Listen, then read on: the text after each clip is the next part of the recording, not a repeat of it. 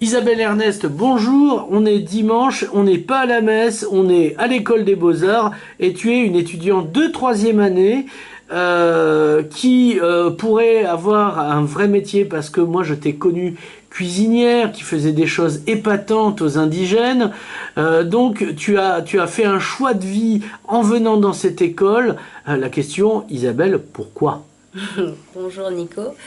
Pourquoi ce choix Simplement parce qu'il y a un moment, on a envie de s'écouter, on a envie de faire les choses qui nous tiennent vraiment à cœur, et que si on ne le fait pas, ce choix-là, aux alentours de 27 ans, ce qui a été le cas, eh ben, voilà, j'avais pas envie de les faire à 50.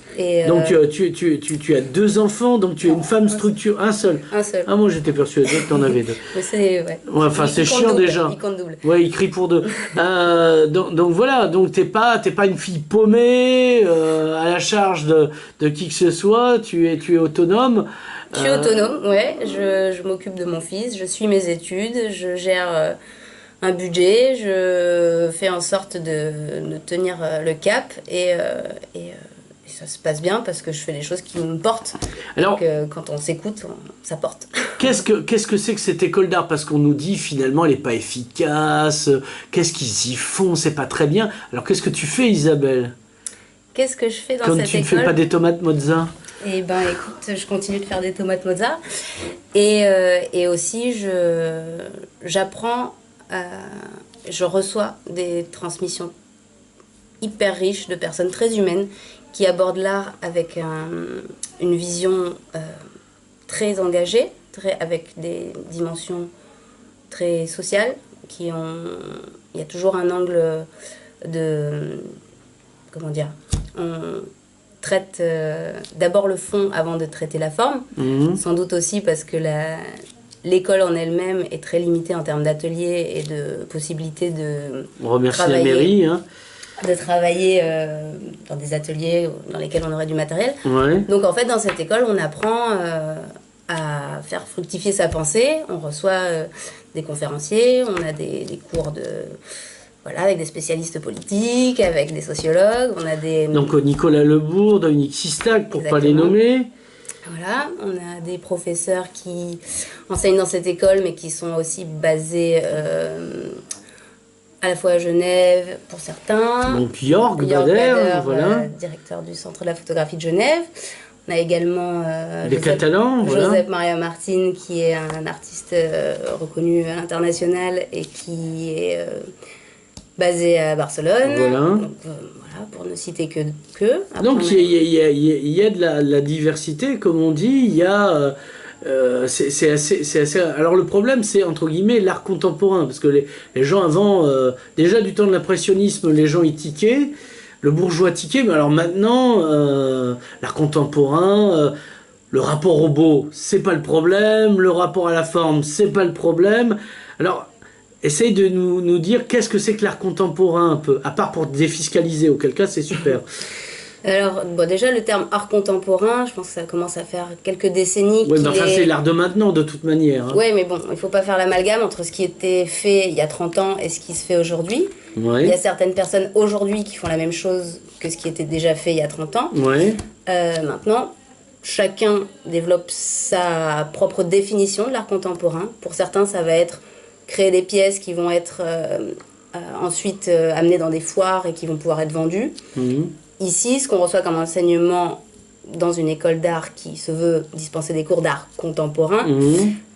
c'est plutôt comment s'impliquer en tant qu'individu d'une Mhm. manière concrète dans la vie, quoi, dans l'état, dans le Mais est-ce que peuple, c'est... et en menant des Faites de la- actions artistiques ou des pièces artistiques, mais qui ont une portée concrète. c'est de l'action politique, ça, finalement. L'art est politique. Voilà. Non, parce que tout le monde, dès qu'on leur dit politique, ah non, moi j'en fais pas, je fais du ski. Mais l'art est politique dans le sens qu'il s'inscrit Au sens, oui, la dans la politique, cité. dans la cité, La exactement. police. Police. La cité, du Et grec pas, ancien, là. voilà. Là, c'est pour Najat Bello-Belkacem. C'est utile, c'est ce que je veux dire. Du coup, oui, voilà, on a vraiment à l'esprit que Est-ce que c'est ça le problème justement avec la mairie? Parce que c'est pas une question d'argent. Quand ils veulent mettre de l'argent dans le centre de photojournalisme, visa pour l'image, dans une passerelle à 6 millions qui tangue dès qu'il y a 80 km/h de vent, et ici on monte à 120 sans problème, etc. Mais c'est finalement ils veulent pas payer un foyer d'insurgés, quoi, dans le fond. Dans le fond, je ferai pas de supposition parce que je suis pas dans leur tête. Maintenant, ça te fait des vacances. Ça me fait des vacances. Maintenant, ce dont je suis bien consciente, c'est qu'il y a un manque de dialogue concret. On n'arrive pas à s'entendre, on n'arrive pas à se comprendre. Mais pourquoi dialoguer? Ils ont le pouvoir, pas vous. On a une autre forme de pouvoir, je pense. Oui, mais vous l'aviez pas montré jusqu'à présent. Moi, j'ai lu un article dans l'Archipel Contre-Attaque qui dit on peut bien fermer l'école, tout le monde s'en fout.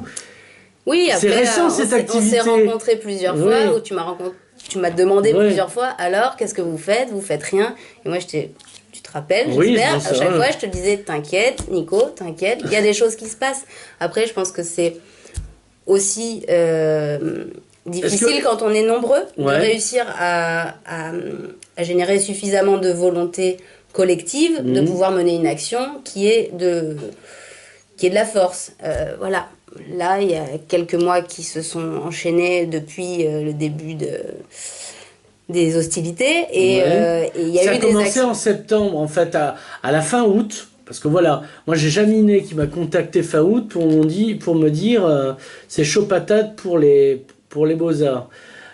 J'ai rencontré Nicolas Dauban qui a disparu. Il est à la Panacée là, à Montpellier en ce moment, et il relaye ce qui se passe ici dans le centre d'art de Montpellier, la Panacée, où voilà, les gens sont aussi informés de On a fait une première interview qui laissait entendre qu'il y avait une menace, et puis il y a eu la démission de Jordi qui était liée à l'histoire des Beaux-Arts. Il y a eu l'interview de Michel Pinet, et là ça y est, pomme, ça a pris forme. Oui, et puis aussi ce qu'il faut voir, c'est que voilà, t'es pas sans savoir, pour avoir interviewé toutes ces personnes, que mener des actions quand on est dans un contexte très particulier où des pressions s'exerçaient sur Serge, notre ancien directeur, et que d'un côté il y avait une volonté étudiante de mener des actions, et d'un autre côté voilà, des paroles qui venaient de la direction de l'école en disant on peut faire des choses, mais il faut le faire d'une manière qui ne soit pas préjudiciable. Donc il y avait un moment, c'était assez difficile de trouver la formule la plus juste pour être visible tout en n'étant pas en porte-à-faux avec les personnes qui nous soutenaient. Enfin, tu vois ce que je veux dire? Oui, mais c'est-à-dire que vous, en tant qu'étudiant, vous n'avez rien à perdre, contrairement aux profs, etc. Parce que vous n'avez pas de statut.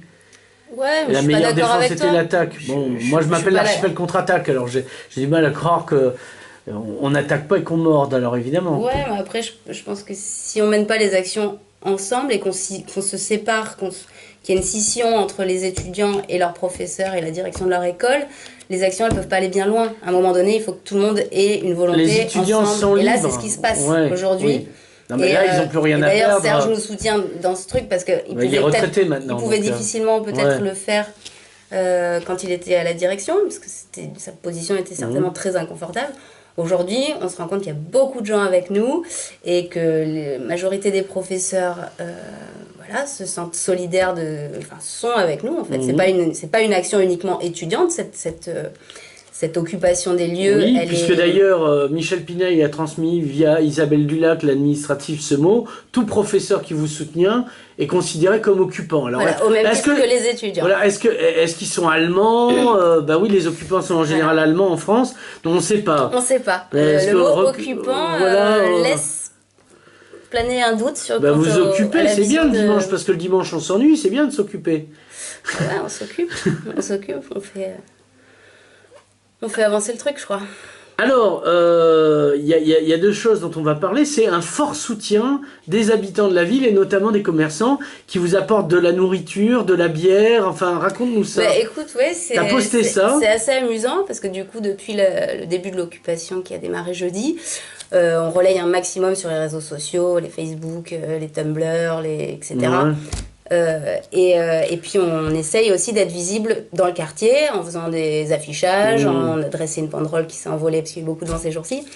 Et on s'est rendu compte que petit à petit, les habitants du quartier, les habitués du bar d'à côté sont venus nous rencontrer. Il y a des passants qui nous ont amené des paniers de courses pour nous soutenir. Il y a le bar d'à côté qui nous a ramené de quoi boire un coup. Il y a on a mis en place, hein, bien sûr. Bien sûr. On a aussi décidé de faire une cagnotte sur Internet, de manière, comme on avait des personnes qui nous demandaient comment ils pouvaient nous soutenir de loin.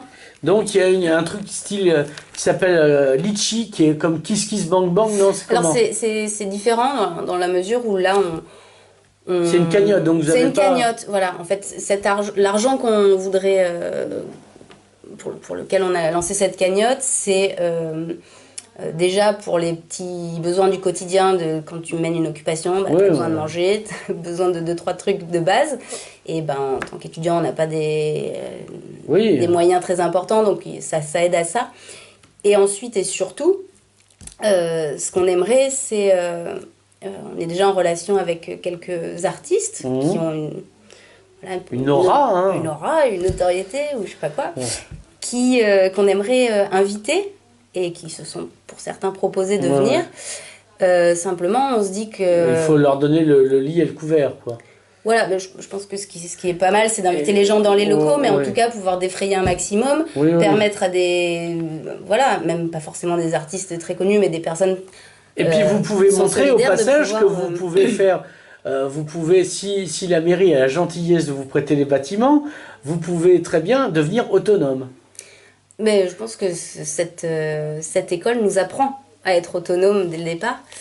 Et ce que je voulais préciser, c'est que là, il y a bientôt le FILAF.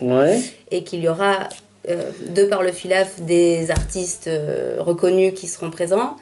Et donc, c'est aussi saisir cette occasion que représente le FILAF de pouvoir recevoir à l'école des artistes